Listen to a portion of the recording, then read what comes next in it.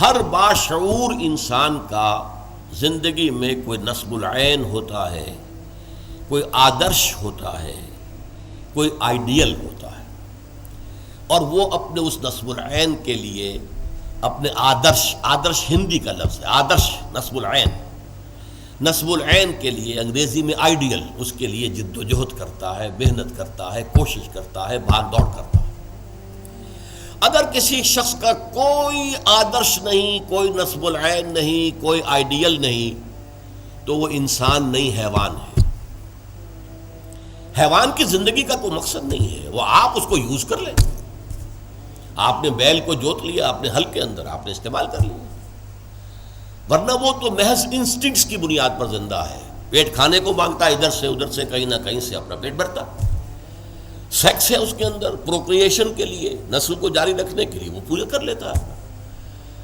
اور ہم اکثر حیوانات وہ ہیں جو کوئی نہ کوئی گھروندا بناتے ہیں، کوئی بھٹ ہے، کوئی پرندے ہیں تو گھونسلہ بناتے ہیں۔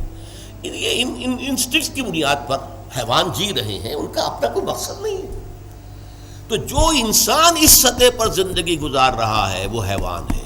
قرآن مجید نے ایک سے زائد مقامات پر کہا ہے اولئک کالانعام بل ھم اضل، یہ لوگ تو چوپایوں کے مانند ہیں بلکہ ان سے بھی گئے گزرے ہیں۔